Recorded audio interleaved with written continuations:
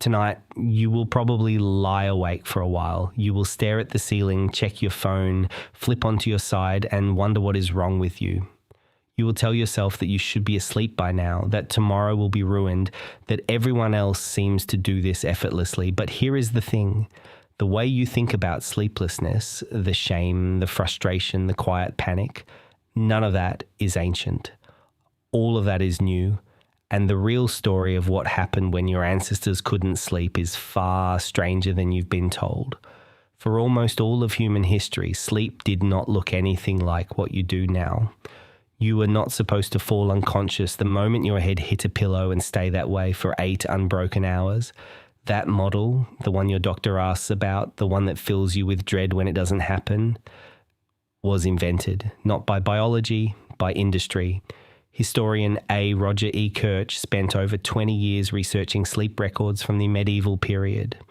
What he found in journals, court documents, and medical texts rewrote everything. Before artificial lighting, humans almost universally slept in 2 separate phases. They would fall asleep shortly after dark, wake sometime around midnight, stay awake for an hour or 2, and then drift back to sleep until dawn. Ekirch called this first sleep and second sleep, and the time between them was not considered a failure. It was considered the most honest, creative, and spiritual part of the entire night. Think about that. The part of the night that fills you with dread, the lying awake at 2 a.m., the thoughts arriving uninvited, was once treated as sacred. Your ancestors used that middle window deliberately. They would pray. They would visit neighbors. They would have conversations they couldn't have during daylight hours when work and social roles demanded a particular version of themselves. Husbands and wives would talk in the dark in ways they couldn't manage when the sun was up. Some people wrote, some made love. Some simply lay there and let their minds wander through a half-dreaming state that a psychiatrist named Thomas Ware later linked to elevated prolactin levels, the same neurological state associated with deep meditation. Ware ran an experiment in the 1990s. He placed volunteers in conditions that mimicked pre-industrial darkness. 14 hours of dim light per night for a month. Within weeks, without any instruction, every single participant began sleeping in 2 distinct phases with a calm, meditative waking period in between. Their prolactin levels spiked during that middle window.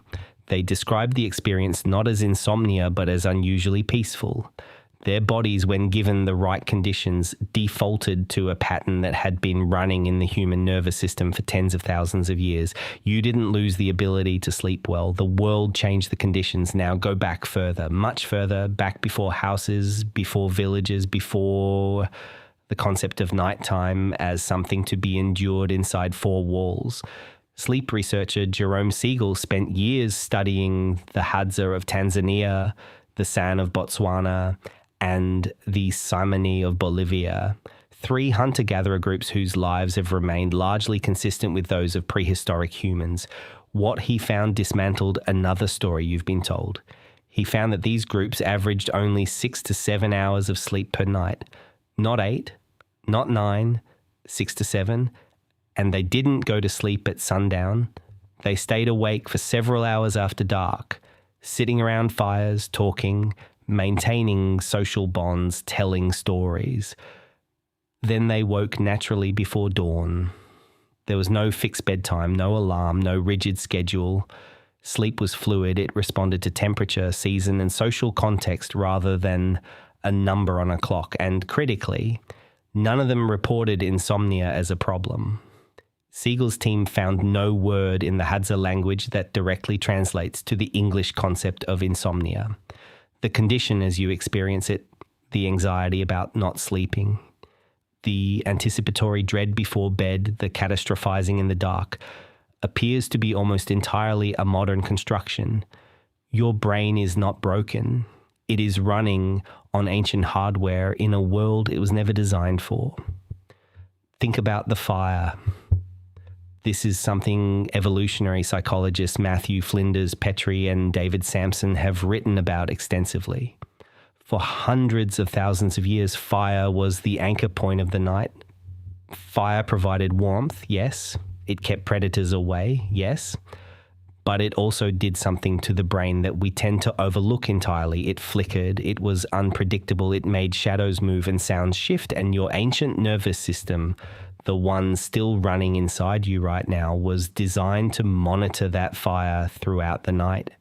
Full unconsciousness in the dark, away from the group, away from the fire, would have been genuinely dangerous. Your brain is not broken. It is running on ancient hardware in a world it was never designed for. Tonight, when the sun goes down and the hours move and you find yourself awake in the dark, consider the possibility that nothing has gone wrong. Consider that you are not broken. Consider that somewhere beneath all the modern noise, an ancient mechanism is doing exactly what it evolved to do, keeping watch, tending the fire that no longer burns, waiting with a patience that predates language itself for the signal that says the night is safe. You can rest now. Your ancestors couldn't sleep either. They just knew what the waking was for.